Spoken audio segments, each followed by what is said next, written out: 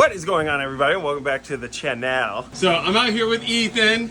We have, well, I would say we, but he has actually done all the work out here. He's got the car running. It's running pretty good and consistent, right? Yep. It works. You know what? You are fantastic for YouTube. I always keep forgetting that. What did you do differently to fix this? We just didn't time it all the way the first time. So whenever it started originally and it was running rough, it was just barely out of time where it was enough for the car to start itself. And then whenever I went to go retime it, we were missing just one little tool for the crankshaft pulley. And since this one isn't directly connected to your chain or your belt, then you have to use a little tool on the actual pulley itself for your crank position sensor to read it and for your engine to actually start. And you got that off of eBay, right? Or sorry, Amazon. Amazon. We can put the link to the description in that. And then one thing that you found hard to find online is what tooth to have your... Yeah, the crank position sensor, it doesn't, depending on where you look online, it'll tell you a different tooth to line it up to. So what tooth is it that you lined it up to? I've lined it up to the 5th one and the 9th. The 9th works right now, but it also threw a code, so I might have to move it to the 5th. So what we're out here doing right now is we're bleeding the brakes. So they're really, really stiff. And at first I thought that what it is he was just pumping them up while it was sitting, and that's what's happening. But then I got behind the wheel, took it for a rip, and realized it's really stiff and it doesn't stop. So we need to get down in here and bleed these. Right now we have all wheels up in the air. One thing that he didn't do last time is put all wheels up in the air and disengage the emergency brake. So we've done all of that. We're going to have to crack the bleeder right here. He's gonna hook it up to his tube. Where is it? Right there. Hook it up to his tube. Wait for all the air bubbles to go through. I'll be inside the car pumping the brakes because that's the easiest thing to do and I don't like getting sweaty. And then if it still doesn't work, then I'll have to come out here and get the job done myself. He's getting himself situated. We did have to take off the front fender flare when we took it for our test drive. It looked like everything was gonna be all right, and then he turned the wheel and it caught it and popped the back end out. It didn't break anything, but it definitely popped the rear end loose. Thankfully, we had the Clecos in place, so those things popped out really, really easily and saved us from getting any damage. Now, I don't know if we're gonna have to actually trim the fender flare itself, or if when the wheel actually gets its spacer in its position where it needs to be, if that's gonna solve any of that. We've still got quite a bit of work to do to this entire kit.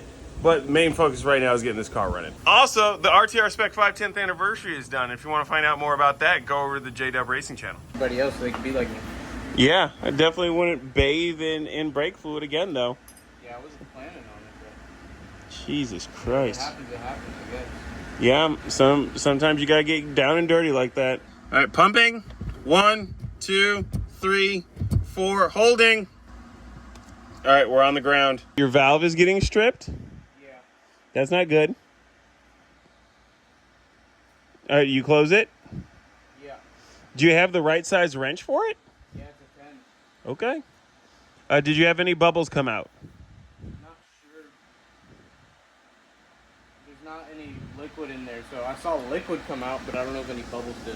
Okay, because we need to make sure there's no bubbles. Otherwise, this doesn't mean anything. Oh yeah, couple bubbles. All right, we're on the ground. Any more bubbles? There were a few. Any more coming out, though? Right now, no. I mean, do you think any more bubbles would come out? I don't think so. Okay, then you gotta be a little bit more confident in what you're doing. Well, I didn't do it right the first time, I guess. So. Yeah, well, I mean, clearly. Make sure, too, that you're checking up front when you head up there to ensure that you have enough fluid in there. Ready. All right, 1, 2, 3, 4, holding.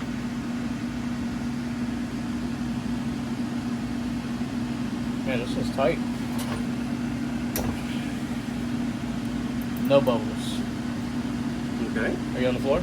It's on the floor. Oh. Yeah, I didn't think about this, huh? What? I have to take it off. Okay. That's why I wasn't using the box then. Oh, This is gonna make a mess. I was thinking open end. Well, then how? How is it gonna make a mess? Because isn't it gonna come out whenever I take it off? I Use have it- to flip around the. I have to flip around the rack. Oh, so what you're saying is you can't close it. Yeah. Yeah, shit. Way to go, genius. Actually, hear me out. Bet you didn't know I was super smart, did you? I did not. Yeah. Well, you're about to find out. You're gonna use another wrench to close it? Yeah. Okay. This whole process is pretty repetitive. It's just a lot of pumping the brake, him breaking the bleeder, checking for bubbles, and going back through it to make sure that nothing bad happens or that there's any bubbles inside the system. On some systems where you share the clutch and the brake and all that stuff, you have to make sure there's no air bubbles inside your clutch as well. Ethan tells me he already tried that, so we're gonna cross our fingers and hope that he was correct. All right.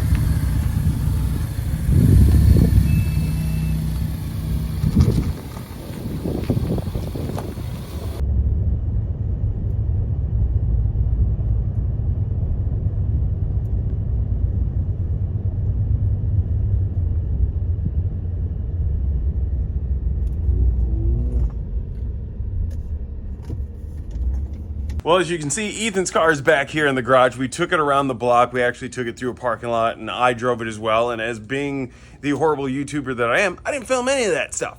But we're still having problems with the brakes.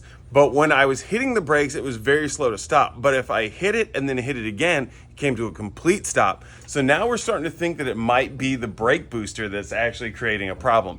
He may have some leaks in there. This engine's been out 3 or 4 times, and I haven't always been here when that's been done. So maybe something got knocked loose, maybe something got hit when the engine was taken out. But Ethan already has that thing on order, so it should be here next week sometime. We can get that in there and see if that fixes it. As far as the car running, it's running great actually. Well, great for a Facebook marketplace focus. So we're gonna get started on that next week. Maybe we'll film some of that, but we do need to get back to work on this wide body. So if you guys want to see any of that, make sure to like and subscribe to the channel. Hit the bell notification so you don't miss anything that we got going on here. And I will catch you guys in the next one. Peace.